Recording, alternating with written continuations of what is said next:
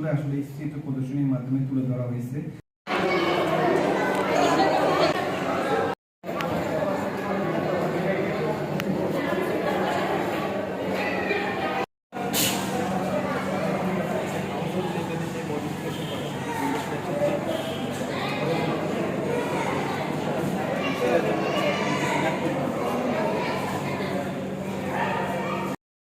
Training পাওয়ার পরে তারা নিজেরাই মিরর পরিস্থিতিতে এক্সেসিবিলিটি কোডিং কাজটা সম্পন্ন করে।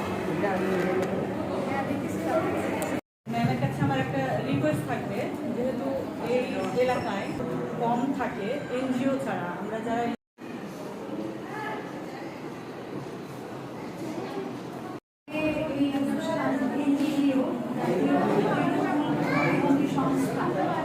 এই প্রোগ্রাম যে আয়োজন করছি, আয়োজনে আমি উপস্থিত থাকতে পেরে নিজেকে কিছুটা ভারাক্রান্ত আবার কিছুটা যে ওই ভাইটিকে আমি বলেছিলাম পরিচালিত একটি সক্রিয় সংগঠন হচ্ছে জাতীয় তৃণমূল প্রতিবন্ধী সংস্থা।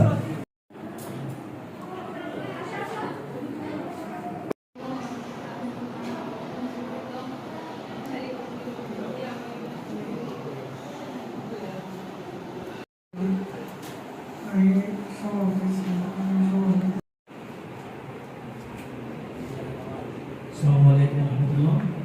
আমার নাম মোহাম্মদ